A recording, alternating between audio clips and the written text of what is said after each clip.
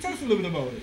Okay. I think I work best under pressure. Actually, you know, some people react differently, but Pressure, yeah, I love pressure. I think you love pressure? Yeah, I think it pushes Oh, you golly. to. I think it pushes you to achieve much more. And I always encourage people to dream big. That's something I do, you know, because you're only gonna. If you dream small, you're only gonna achieve small. So dreaming big is definitely the way forward. But yeah, sometimes it's a lot to juggle, but I love the challenge, and there's a lot to do. So I definitely would encourage people not to doubt their dreams, and the only doubt you should have is your own limitations. Yes, just go for it. Yeah, because Just go there's for it. times where I'm not sure, you know, what I can achieve or what I can accomplish, but there's only one way to find out. So had I not entered the beauty pageant and become Miss Jamaica UK, I wouldn't be sitting here today with you. So I'm so humbled. It's You're such so a humble. humbling. You've traveled the world. Tell us some of the places that you've been to and some of the best experiences that you have over the whole world that you've been. Oh wow, wow. You can't tell us all of it. You have to just tell us some. I know, because I've been to every inhabitable continent, so I wouldn't know where to start. But you know, I guess places that people talk about, such as, you know, the Niagara Falls and places like that in Canada, and I've been to Egypt and some crazy places like that. But at the same time, you know, there's a lot of beauty hidden away. Wow. And that is one of the reasons why I'm drawn to Jamaica so much, because I've Yes. been coming here, as I said, for 21 years. And every time I come, I see something extraordinary or something beautiful, or I'm captured. You know, we passed Somerset Falls on the way here, and I was like, wow, this place looks incredible. I need to stop here next time I'm visiting. So, Yes. you know, there's so much beauty on the island, and I love it. And I want everyone in Jamaica to fully appreciate it and love it, because there's so much here that the quality of life is fantastic. Nature and all of that. It's natural. Definitely. You know? Just as how this lady is natural, of course, graduate the first class honor in business management with commercial law from the University of Westminster, won drama scholarship award and all of that. I want you to tell us a little bit about graduate first class honors in business management with a commercial law. Tell us a little bit about that.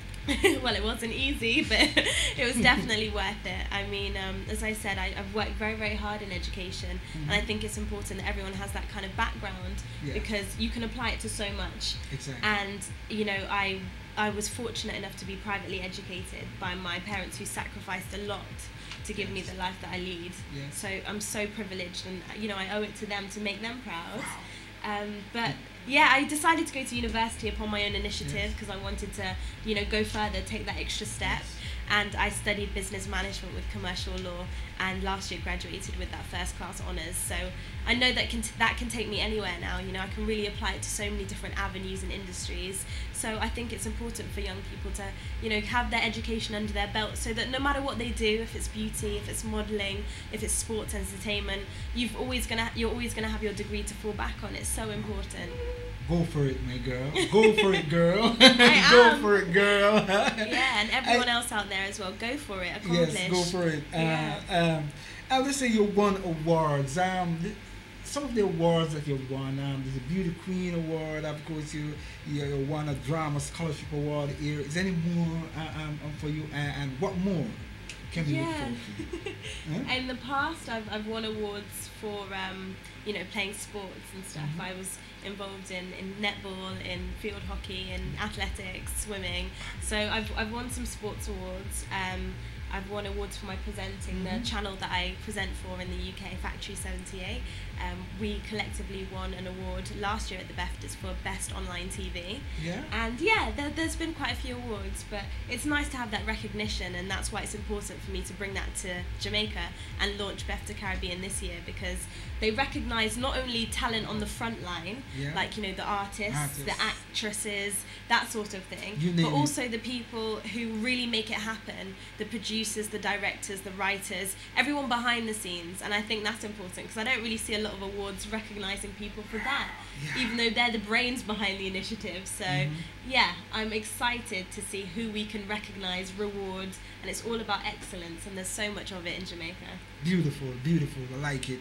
If you just joined us, you're in tune to HottWaxx Live with the therapy, Ken Solomon, the Blessed One, my very, very, very, very special guest.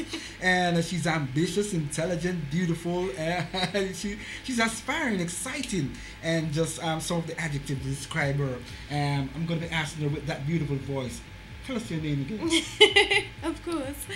My name's Gemma Feare, and as I'm sure you've heard, I'm the current Miss Jamaica UK. You can find me on Twitter, Facebook, and I have a website that launched last week on Friday. So my name on Facebook, Gemma Feare, Gemma Feare.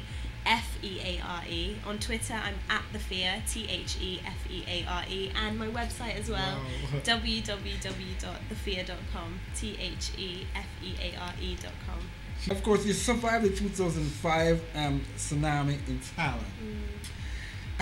It must be like something bad, and it's something good also, because for you to be a survivor, I'm feeling good. And for persons who didn't survive, I must say condolences also to them. Always. But of course, what is your thoughts on this? And tell us a little bit about a little experience about the tsunami for a person who didn't experience a tsunami before. Well, as I was saying earlier, I think travelling is so important in the sense that it teaches you a lot. You know, you can go to school, you can get some life experience, you can get whatever, but travelling opens your eyes up to different cultures and different, you know, environments and languages and everything else. So to go to Thailand and live there, I was so excited about. And, you know, as you said, something came up, you know, a natural disaster. I was on holiday actually at the time, and it was 2 days after Christmas, and it really hit us bad because we were on the island that got hit the worst by the tsunami. And it was a life-changing experience, but at the same time I have to thank God and know that I'm blessed not only to come out of it alive, wow, I like that.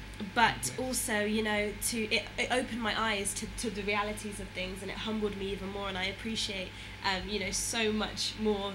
I'm definitely not kind of materialistic in that way. I would choose spiritualism over materialism any day. So the whole experience shaped my character, and I think that's why for me it was a positive experience. But it was awful, you know. It took the lives of so many people, and when I hear about Hurricane Sandy and what some people go through in the Caribbean and right across the world, because natural disasters are happening all the time now. There was absolutely, there was a natural disaster last week in Asia, so I think it's important to recognise that and to send that message out there. But I'm in full support of some of the charities that do give back, and I always hold people close to my heart and in my minds and prayers when I hear that they're going through natural disasters. Wow, that's wonderful.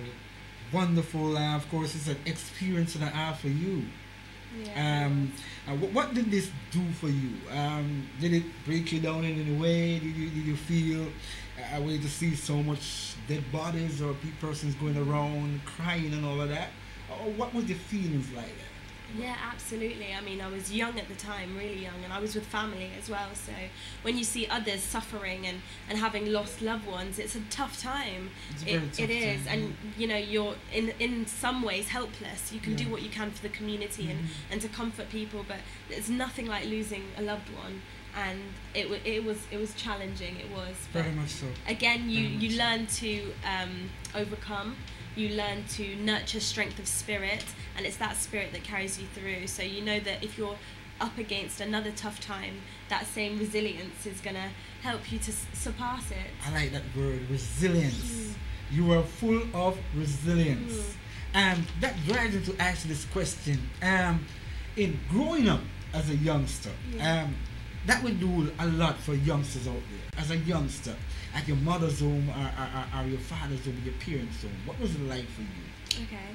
How did you see yourself? Or what kind of plan did you have for yourself at that time? Well, let me just say that I mentioned earlier my parents are from Westmoreland originally. I was born in the UK, and there are a lot of challenges over there, you know, seriously. There's a lot of barriers for not only black people in the black community, Caribbean community, but Jamaicans. There's a lot of stereotypes, and it's unfair. It's very, very unfair. And there were times where it was really tough growing up. It's not as bad as it was in the 1950s and 60s in the UK, because that's when, you know, my father went over to the UK, and he's now back in Jamaica. But it was tough growing up. As I said, you learn a lot, you become more resilient, and then you come over to places like Jamaica, and then you see that a lot of these barriers aren't there, and it just makes you work even harder, become more determined, and achieve a lot more as well.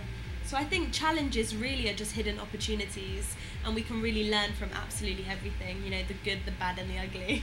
The good, the bad and the pretty. That's you. No ugly here. All right.